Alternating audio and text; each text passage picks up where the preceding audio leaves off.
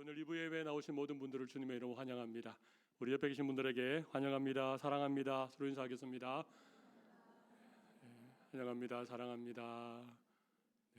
감사합니다. 우리 예배하는 모든 성도들 가운데 하나님이 큰 은혜 주시고 평강에 평강을 더하여 주시기를 간절히 바라겠습니다. 여러분, 잠언 말씀은, 잠언 성경은 우리에게 지혜를 가르쳐 주고 있습니다. 세상 살아가는데 지혜가 필요하지요. 어떤 지혜가 필요할까요? 세상 살아가는데 어떤 지혜가 가장 필요하리라고 생각을 하십니까? 돈 버는 지혜요? 공부 잘하는 지혜가 필요할까요? 물론 그런 지혜도 필요합니다. 그런데 우리에게 가장 필요한 지혜는 하나님을 아는 지혜입니다. 그렇습니까? 하나님을 아는 지혜가 가장 중요한 지혜라고 생각합니다. 하나님이 어떤 분이신지, 하나님이 우리를 위해서 어떤 일을 하셨는지, 하나님을 안다는 것은 정말 중요하지요. 하나님을 아는 지혜가 가장 중요하다면 그 다음에 중요한 지혜는 어떤 지혜일까요? 저는 이렇게 생각해 보았습니다. 자기 자신을 아는 지혜가 중요하다고 생각합니다. 여러분, 내가 누구인지 잘 알고 계십니까? 어리석은 자는 자기를 잘 모릅니다. 지혜로운 자는 자기를 압니다. 내가 얼마나 연약한 존재인지, 한치 앞을 알지 못하는 어리석은 인생인지를 알게 된다는 것이죠. 하나님을 알고 자기를 알면 반드시 하나님을 의지하고 하나님께 내 인생을 맡겨드릴 수밖에 없습니다. 오늘 본문 1절을 보십시오. 마음의 경영은 사람에게 있어도 말의 응답은 여호와께로부터 나오느니라. 여기 경영이라는 말이 좀 어려운데 이건 계획입니다. 계획.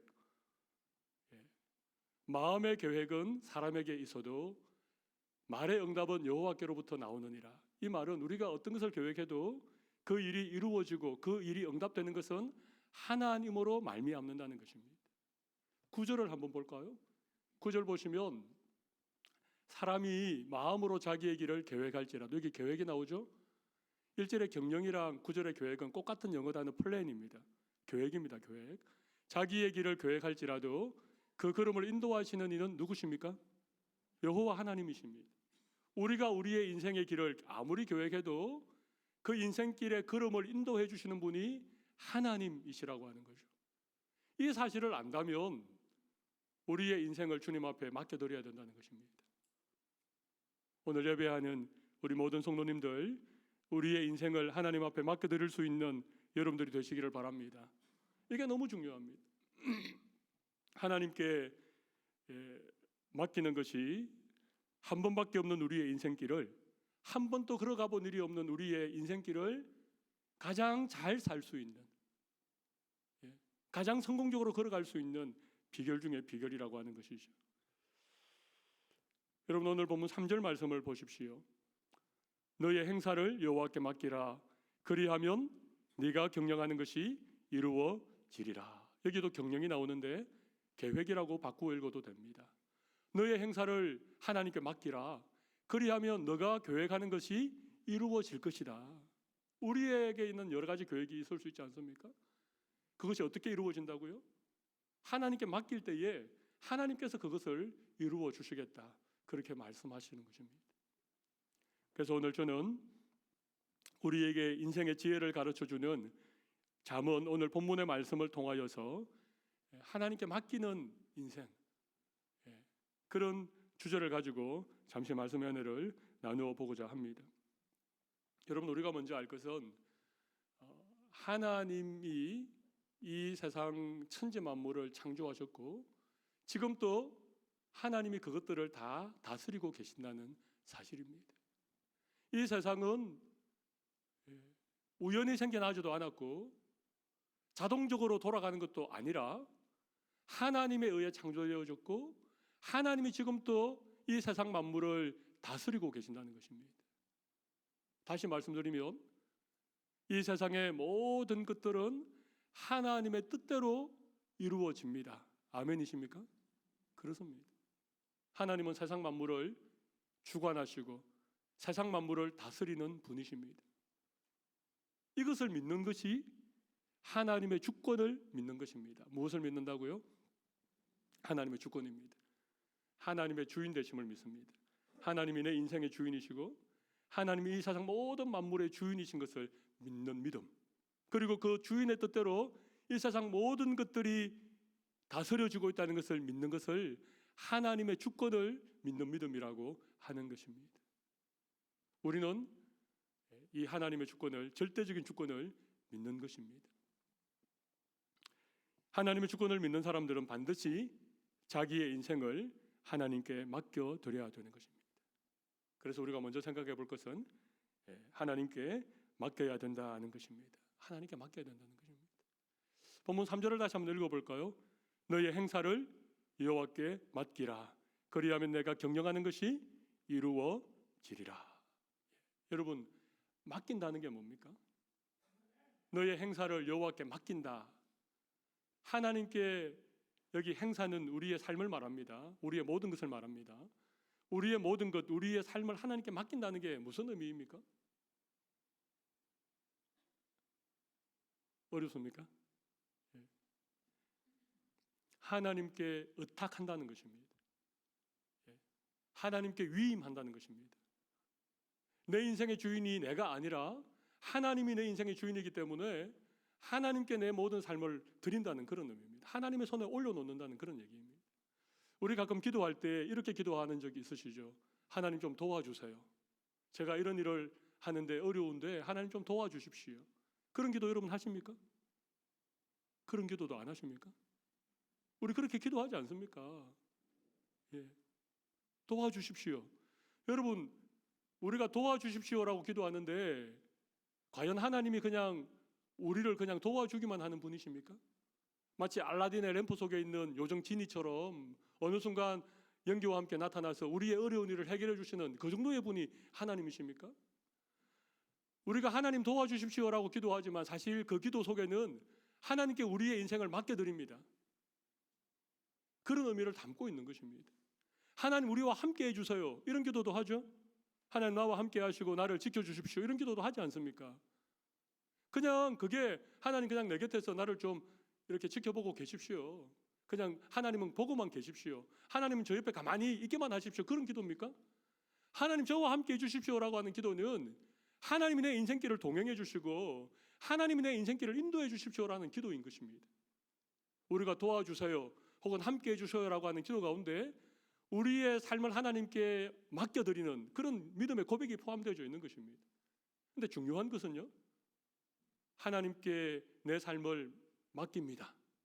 하나님 저와 함께 해주세요 라고 기도하지만 실제로 말은 그렇게 하고 기도는 그렇게 하는데 실제로는 하나님께 맡기지 않는 사람들이 상당히 많이 있다는 것입니다.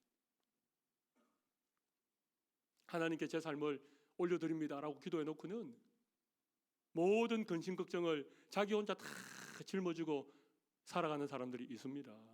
하나님께 맡겼는데 여전히 나 혼자서 고민하고. 오늘 본문 2절을 보십시오. 2절 보시면 이런 말씀이 있지요. 사람의 행위가 자기 보기에는 모두 깨끗하여도 여호와는 무엇을 감찰하신다고요? 감찰이 뭡니까? 감찰은 이렇게 뚫어지게 바라보는 것입니다.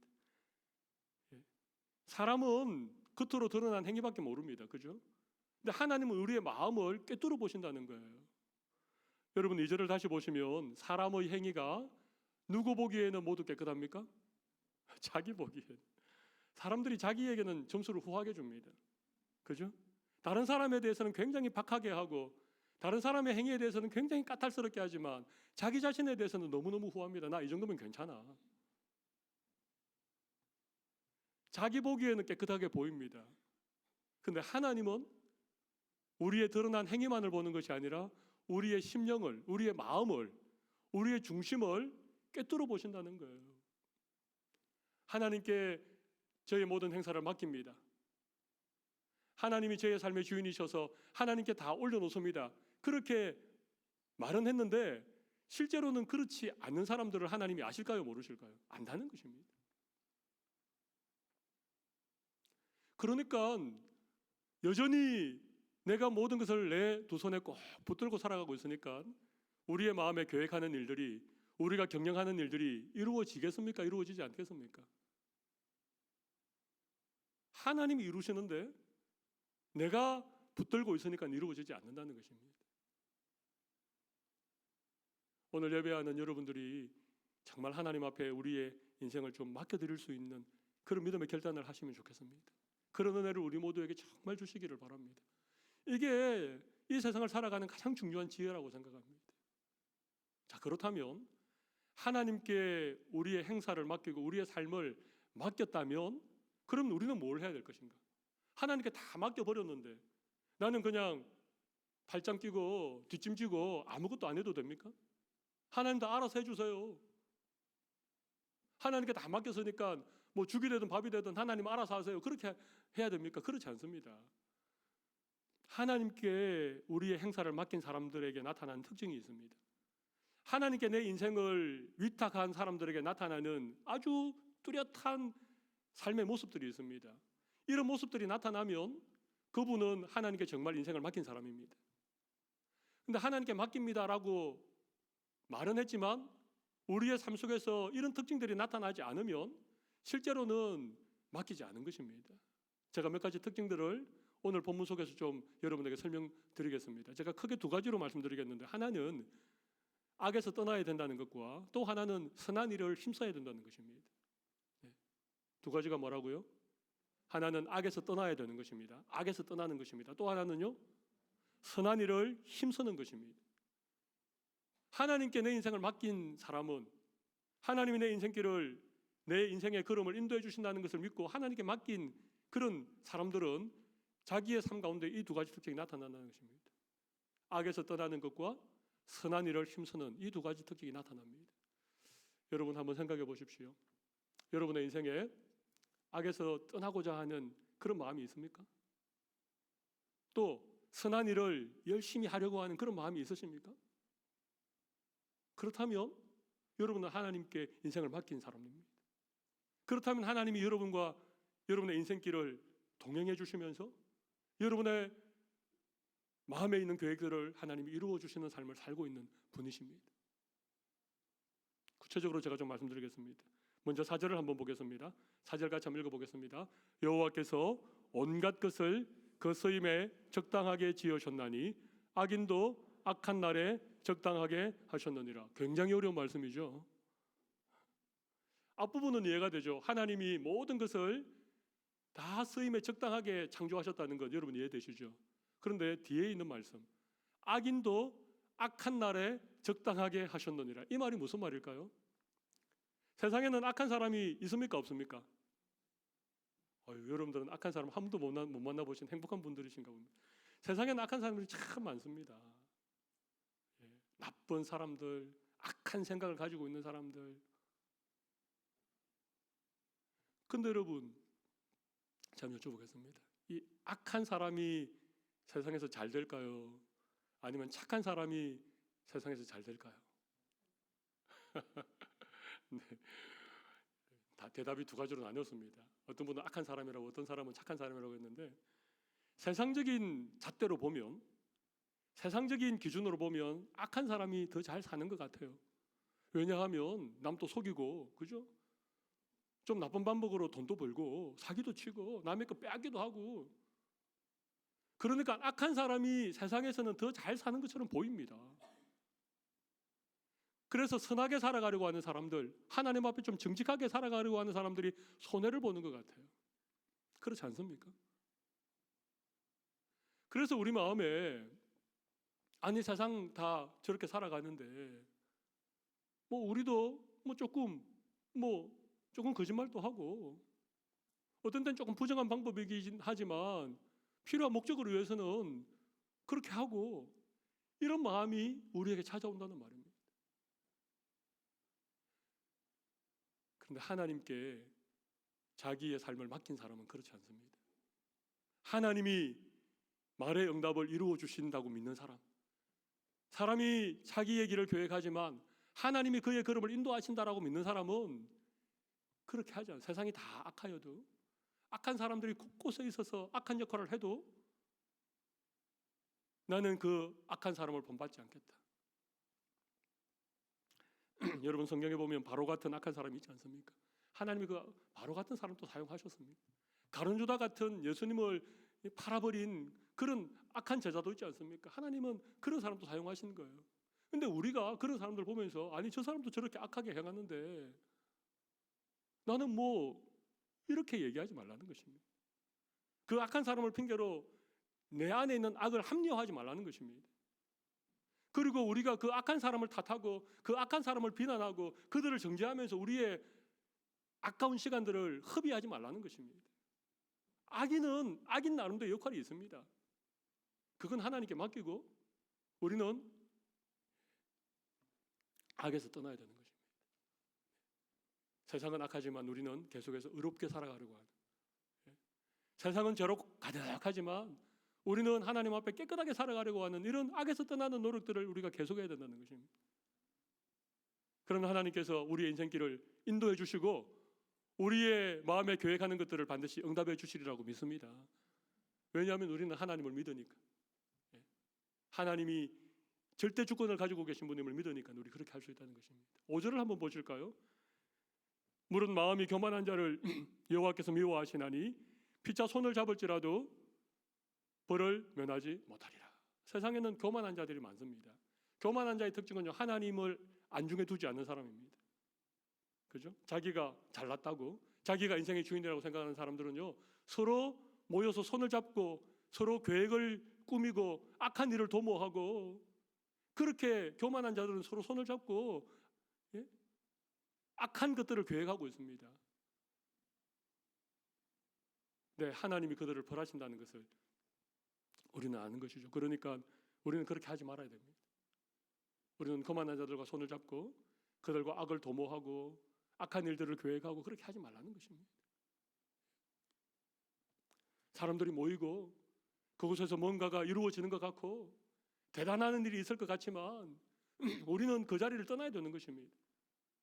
왜냐하면 우리의 인생을 하나님께 맡겨드렸기 때문에.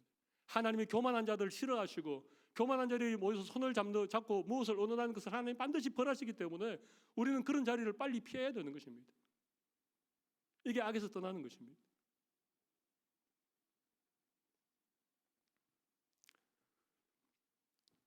또 한 가지는 선한 일을 힘써야 되는데요. 6절을 한번 보겠습니다. 6절 같이 한번 읽어보겠습니다.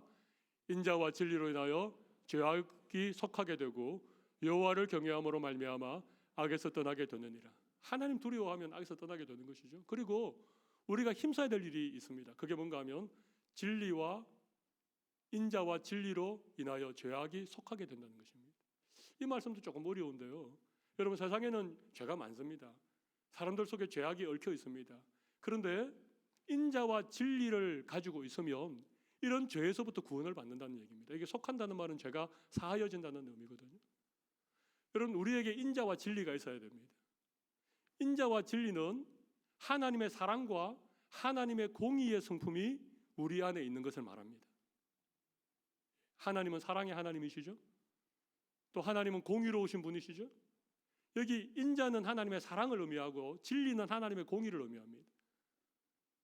우리도 하나님의 사랑을 본받아서 인자한 사람이 되는 것이. 여러분 인자가 뭡니까? 인자. 우리 오늘 중고등부가 함께 예배하고 있는데 인자가 뭡니까? 뭐 순자, 뭐 말자, 인자 뭐 이렇게 사람 이름입니까? 인자라는 말은 다른 사람에게 대해서 이렇게 마음을 좋게 써주는 걸 말합니다. 좀 잘못한 사람도 용서해주고 어려운 사람도 도와주고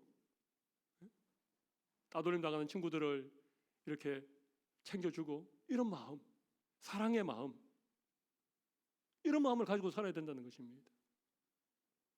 진리는 뭡니까? 진리는 하나님의 공의에서 나온 것이 진리입니다. 진리는요, 악을 용납하지 않는 것을 진리라 말합니다. 잘못된 것을 그냥 넘기지 않는 것. 잘못되었는데도 뭐 사람들 다 잘못하니까 세상에는 악한 사람들도 다 그렇게 사니까 뭐 나도 그렇게 사는 게 어때? 라고 하는 것은 진리가 아니라는 것입니다. 진리는요, 하나님의 공입니다.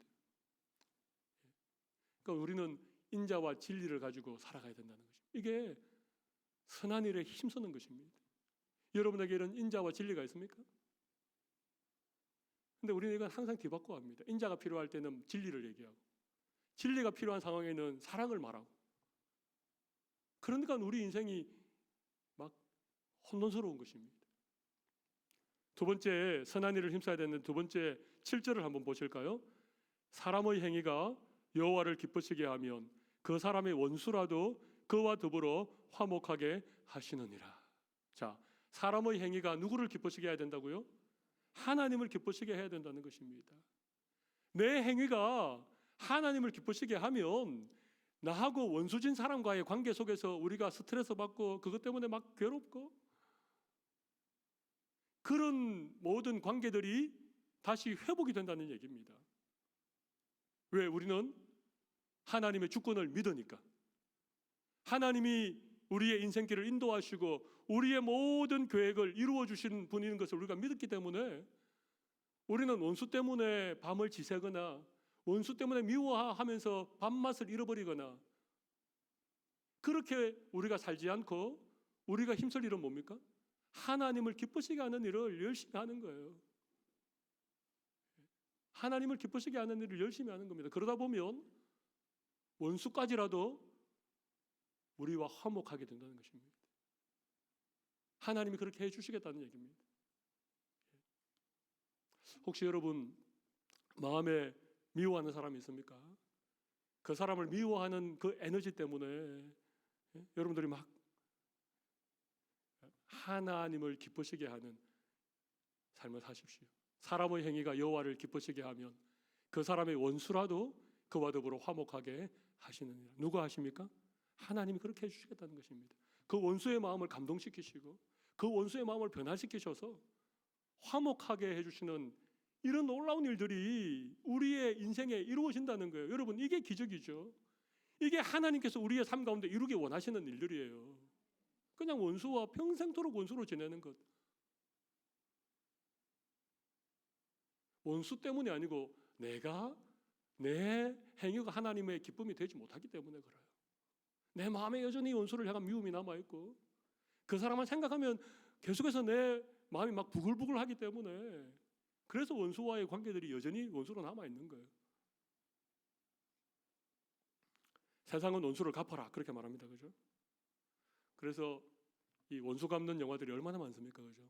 부모님의 원수를 막 복수하고 영화는 전부 다 원수 갚는 얘기예요. 악을 물리치고 정의가 승리하는 거죠. 근데 하나님 그렇게 하지 말라 그러십니다. 하나님께 인생을 맡긴 사람들은 그렇게 살지 말라 그러십니다. 원수 갚는 일은 하나님께 맡기고 우리는 뭘 하라고요? 주님을 기쁘시게 하는 일을 하면 됩니다. 오늘 내가 열심히 선을 행하고 오늘 내가 주님이 기뻐하시는 삶을 최선을 다해서 살아가면 됩니다. 그러면 하나님께서 자연스럽게 어떤 일을 이루어 주시는데 어떤 일을 이루어 주십니까? 원수와도 화목하게 하는 기적 같은 일을 우리의 인생 가운데 이루어 주시는 것입니다. 이건 하나님만이 할 수 있는 일입니다. 그런 일들이 일어난다는 것입니다. 한 가지만 더 볼까요? 8절을 보십시오. 적은 소득이 공의를 겸하면 많은 소득이 불의를 겸한 것보다 나으니라. 아멘이시죠? 근데 아멘은 되는데 실제로 적은 소득이 공의를 겸하는 게 좋으세요? 아니면 많은 소득이 불의를 겸하는 게 좋으세요? 참 애매하죠? 정말 마음속에는 좀 불의가 끼어 있어도 좀 돈이라도 많아 봤으면 이런 생각이 우리에게 있지 않습니까? 그죠? 그런데 하나님께 내 인생을 맡겼다면 그리고 하나님이 우리의 마음에 있는 경영과 계획을 다 이루어 주시는 분이라면 하나님이 우리의 인생의 걸음을 인도해 주시는 분이라는 것을 믿는 사람이라면 선택할 수 있습니다. 어떤 걸 선택하는가 하면 적은 재물이라도 공의를 겸한 것을 선택합니다. 그죠? 많은 재물이 불의와 함께하는 것을 과감하게 버릴 수 있는 선택을 한다는 것입니다. 이런 선택이 쉽지 않습니다. 왜냐하면 세상에는요 돈이 대단한 위력을 가지고 있기 때문에 그렇습니다. 그런데 돈보다도 하나님이 더 위대하시고 하나님이 돈을 다스리고 계신다. 하나님 절대 주권을 믿는 것이죠. 그런 사람이라면 적은 재물이라도 하나님이 기뻐하시는 것을 선택하는 거예요. 근데 이게 믿어지지 않으면 하나님께 내 인생을 맡깁니다라고 말로는 그렇게 하지만 실제로는 믿어지지 않는 사람은 어떻게 할까요? 불의한 방법으로 재물을 모으는 겁니다. 왜냐하면 돈이 많아야 내 인생이 안전할 것 같으니까. 돈이 많아야 좀 폼나게 살 수 있을 것 같으니까. 돈이 내 인생을 지켜주리라고 생각하기 때문에 많은 재물이 불의와 겸한 것을 선택을 하는 것입니다.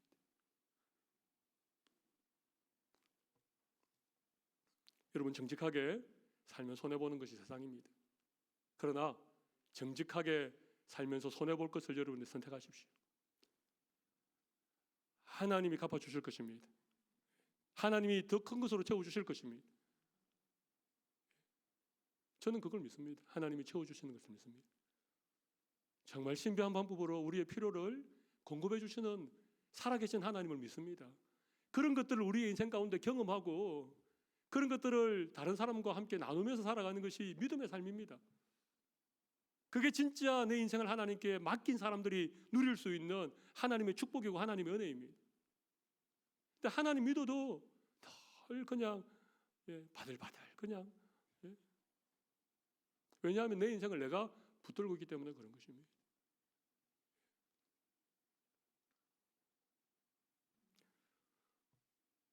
오늘은 제가 목이 아파서 여기까지만 하도록 하겠습니다. 너무 행복하시고 매일 목이 아프기를 원하는 마음으로 저를 살아오십니다. 우리 1절과 9절을 다시 한번 읽고 오늘 말씀을 마무리하겠습니다. 우리 1절을 같이 읽어보겠습니다. 마음의 경영은 사람에게 있어도 말의 응답은 여호와께로부터 나오느니라. 아멘. 9절을 읽어보겠습니다. 사람이 마음으로 자기의 길을 계획할지라도 그의 걸음을 인도하시는 이는 여호와시니라. 아멘. 우리 가슴에 손을 올리겠습니다. 우리 시간 한번 기도합시다.